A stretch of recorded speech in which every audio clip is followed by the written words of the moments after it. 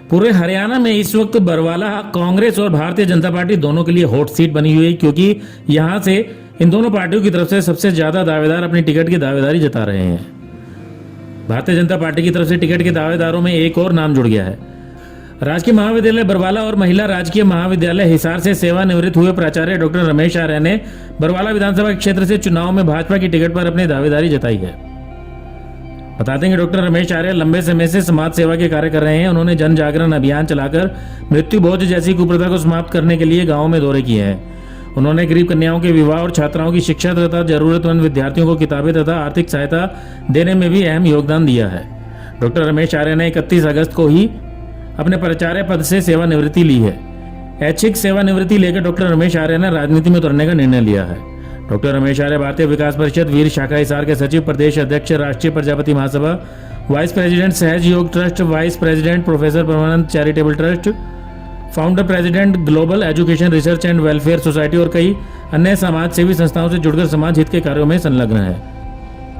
हाल ही में उन्होंने गुरु दक्ष ITI में भी वाइस प्रेसिडेंट के रूप में महत्वपूर्ण योगदान दिया है। गुरु दक्ष ITI में राज्य स्तरीय गुरु दक्ष जयंती समारोह का आयोजन हुआ, जिसमें हरियाणा के मुख्यमंत्री नायब सिंह सैनी ने शिरकत की थी। डॉक्टर आर्य वाणिज्य में PhD की उपाधि प्राप्त करने वाले वरिष्ठ शिक्षाविद होने के साथ साथ एक अच्छे पर्यावरणविद भी हैं। उन्होंने जीवन पर्यंत पौधारोपण अभियान में बढ़ चढ़कर भाग लिया है। उन्होंने समाज हित के कार्यों की ओर अधिक गति देने तथा समाज के आखिरी व्यक्ति तक लाभ पहुंचाने के लिए राजनीति के माध्यम से समाज सेवा का संकल्प लिया है। इस बारे में उन्होंने पत्रकारों से बातचीत करते हुए बताया कि वो क्यों राजनीति में आना चाह रहे हैं और बरवाला के लिए वो क्या करना चाहते हैं। मैं जो है आज आपको बताना चाहता हूं, क्योंकि आप सभी के भी सवाल समय समय पर मेरे पास आते रहे कि सर आपने 7 महीने पहले वॉलंटरी रिटायरमेंट ली है, तो इसका क्या कारण है। तो इसका कारण बताने के लिए आज ये ज़रूरी हो गया। और जो मेरे साथी हैं, मेरे साथ कार्य करते हैं, कार्यकर्ता हैं, मेरे भारत विकास परिषद के मेंबरान हैं, सभी का ये सवाल लगातार 3-4 दिन से बना हुआ है। क्योंकि 31 अगस्त को डॉक्टर रमेश आर्य ने, जो प्राचार्य थे राजकीय महिला महाविद्यालय हिसार में और जो प्राचार्य थे राजकीय महाविद्यालय बरवाला में, तो दो महाविद्यालयों के प्राचार्यों के पदों को वो सुशोभित कर रहे थे और बड़ा अच्छे तरीके से, बड़ा प्रभावशाली ढंग से वो कार्य कर रहे थे। तो अचानक ऐसा क्या हुआ कि वॉलंटरी रिटायरमेंट ले ली। तो आप सबको पता है कि जब ढोल बजता है तो पाँव तो उठता ही। तो भाई जो इलेक्शन है, और इलेक्शन में क्योंकि एक सामाजिक कार्यकर्ता जब सरकार के साथ मिलकर काम करता है तो कई गुना वो काम कर सकता है। इस तरह का मेरा अपना विचार है। तो देखिए साथियों, हरियाणा प्रदेश की जो राजनीतिक परिस्थितियां हैं, सामाजिक परिस्थितियां हैं, वो अलग हैं। पूरे भारत से वो थोड़ी अलग हैं। और इसमें मैं समझ पा रहा हूँ कि हरियाणा प्रदेश में सामाजिक समरसता के क्षेत्र में बहुत अधिक काम किया जाना आवश्यक है। क्योंकि यहाँ पर आप देखते हैं कोई भी व्यक्ति है, उसका बात करने का ढंग वो बदल जाता है। समुदाय विशेष के साथ तो बात करने का ढंग बदल जाता है। तो सामाजिक समरसता के साथ जब समाज हमारा घी शक्कर होकर के काम करेगा तो पूरे देश के लिए वो अच्छा काम कर पाएगा।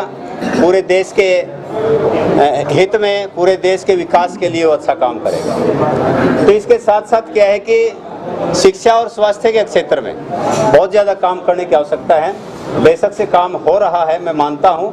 2014 से पहले जो हॉस्पिटल्स हमारे थे उसमें क्या हाल होता था आपको पता है, और अब उनमें परिवर्तन मैं देख पा रहा हूँ। तो बहुत तो इसमें काम और भी होने की आवश्यकता है। चाहे शिक्षा का क्षेत्र है, वहाँ पर गुणवत्तापूर्ण शिक्षा के साथ साथ कौशल विकास की आवश्यकता है। तो देखिए आज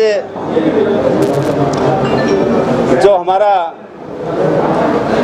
पर्यावरण का क्षेत्र है, पृथ्वी पर जीवन बचाने के लिए पर्यावरण संरक्षण में बहुत ज़्यादा काम करने की आवश्यकता है। सामाजिक कुरीतियाँ जैसे मृत्यु भोज आप देखते हैं कि लोग जो है लोन लेकर के उसके ऊपर खर्च करते हैं, तो वो भी जो है हमने जो है उसको मिटाने की आवश्यकता है। इसके साथ साथ जो है स्वच्छता के ऊपर और अधिक काम करने की आवश्यकता है। तो कोई भी फील्ड आप उठाएंगे, क्योंकि भारत जो है, भारत की जनसंख्या के आधार पर आप देखते हैं तो यहाँ पर जितना काम किया जाए उतना कम है। प्राचीन समय में आप लोग देखते हैं हमारे ऋषियों ने, मुनियों ने, हमारे मनीषियों ने वेदों में, ग्रंथों में वो बताया है कि 4 आश्रम बताए।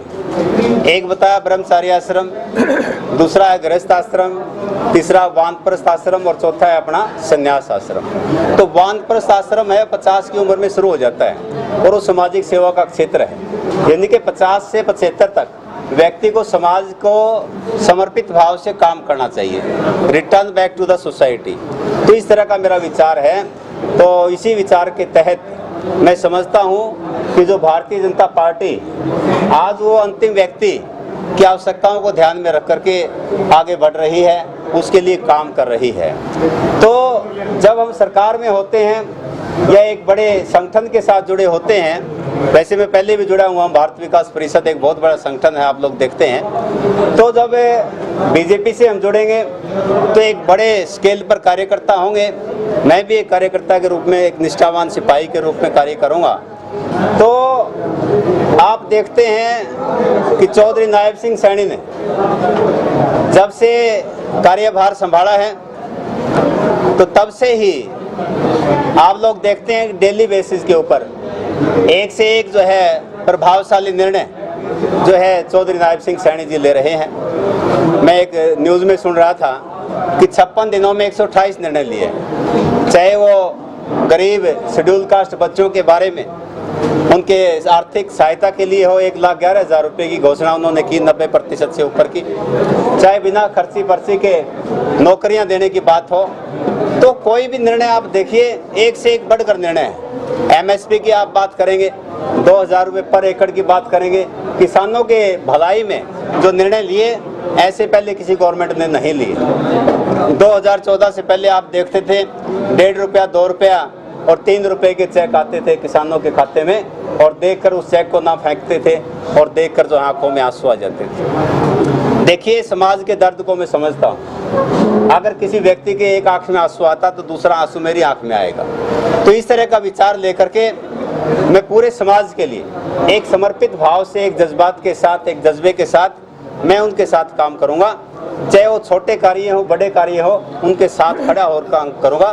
क्योंकि जैसे मैंने वानप्रस्थ आश्रम की बात की, तो वानप्रस्थ आश्रम में यही है कि घर गृहस्थी के लिए उसने काम कर लिया है काफ़ी, अब समाज के लिए काम करें। Return back to the society, return back to the society के कॉन्सेप्ट पर मैं जो है काम करूँगा। तो जो हमारे चौधरी नायब सिंह सैनी जी हैं, एक समर्पित भाव से वो कार्य कर रहे हैं। वो सामाजिक ज़्यादा है, राजनीतिक कम है। आप लोग देखिए उनकी विनम्रता, उनकी सौम्य भाव जो आपका है, उनका समर्पण है, उनकी निष्ठा है, वो देश के प्रति है। यानी कि मैं, आप देखिए, कोई स्वार्थ की बात मैं नहीं करना चाहता, कोई परिवारवाद की बात मैं नहीं करना चाहता। मैं हमेशा ही राष्ट्रवाद का समर्थक रहा हूँ। जब हम सब अपने संवैधानिक कर्तव्यों को पूरा करेंगे तो नेचुरल है कि हमें अपने अधिकार तो मिल ही जाएंगे। अब ठीक उल्टा मैं देख पा रहा हूँ, आज़ादी के बाद से सभी लोग अधिकारों की बात करते हैं। अब जो है कोई भी डिपार्टमेंट आप लेंगे, जब उसमें कर्तव्य हम पूरे करेंगे, संवैधानिक कर्तव्य पूरे करेंगे, हम अपनी ड्यूटीज़ को पूरा करेंगे, तो अपने अधिकार अपने आप मिल जाएंगे, ऑटोमेटिकली मिल जाएंगे। मैं इस थ्योरी के ऊपर काम करता हूँ। तो जो भी पार्टी आदेश देगी मैं उसके लिए काम करूँगा। लेकिन अगर आप पूछोगे फिर कि कहाँ पर काम करोगे, तो वास्तव में देखा जाए तो बरवाड़ा क्षेत्र मेरे को सूट करता है, और बरवाड़ा में सबसे मजबूत दावेदार मैं हूँ।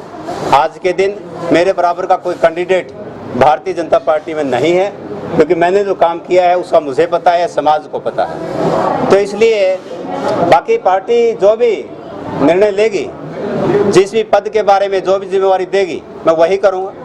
अगर पार्टी कहती नारनौल से लड़िए तो मैं नारनौल से लड़ूंगा, रोहतक से कहती रोहतक से लड़िए, रोहतक से लड़ूंगा। तो ऐसी कोई बात नहीं है। तो अब प्राइम मिनिस्टर की बात आप करें, वो कभी भी कहीं से लड़ लेते हैं। और आप देखिए राहुल गांधी की बात करिए, तो ऐसी कोई बात नहीं है कि पार्टी की नीतियों पे चल करके हम जब काम करेंगे तो वहाँ पर स्थान महत्व नहीं रखता, व्यक्तित्व महत्व रखता है। और हम जो है पूरा जोर लगा करके काम करेंगे और देश के लिए काम करेंगे। हम जो है पार्टी से ऊपर भी देश है, हम देश के लिए काम करेंगे। कहीं पर कोई गलत निर्णय पहली बात तो होता नहीं पार्टी में, अगर होगा तो मैं उसका विरोध भी करूँगा। ऐसी बात नहीं है कि वहाँ पे सुझाव भी मैं अपना दूंगा कि इस प्रकार से ये काम और बेटर तरीके से हो सकता है। जब शाम तक लिस्ट आने वाली है, कोई आश्वासन मिला है क्या पार्टी की तरफ? ऐसे है कि जो हमारे बड़े लीडर्स हैं उनकी नॉलेज में मेरा जो है प्रस्ताव है, उनसे बातचीत हुई है, आश्वासन मुझे मिला हुआ है और जैसी भी स्थिति होगी तो उसके बारे में आपको बताएंगे। एक चार से पार्टी से टिकट नहीं मिलती तो आप निर्दलीय या किसी भी चुनाव में? फिलहाल निर्दलीय का मेरा विचार नहीं है। अगर पार्टी से टिकट नहीं मिलती तो फिर पार्टी का जो भी आदेश होगा मैं उसके लिए काम करूंगा। अगर उन्हें टिकट मिल जाती है तो आप क्या? चौधरी रणवीर सिंह गंगवा को टिकट मिलती है तो हम उनकी सपोर्ट करेंगे, उनके साथ में काम करेंगे। ऐसा कुछ नहीं, क्योंकि पार्टी ने देखना है, वो काम पार्टी का है कि टिकट किसको देती है और किसको नहीं देती है। वो मैं अपने लेवल पर जो है कुछ डिक्लेयर नहीं कर सकता। तो जो भी पार्टी के कार्यकर्ता हैं मैं प्रत्येक का मान सम्मान करता हूँ, प्रत्येक लीडर को के दिशा निर्देशन में हम काम करेंगे। तो इस प्रकार का विचार लेके मैं चल रहा हूँ। ब्यूरो रिपोर्ट, नई ताज़ा न्यूज़, हिसार।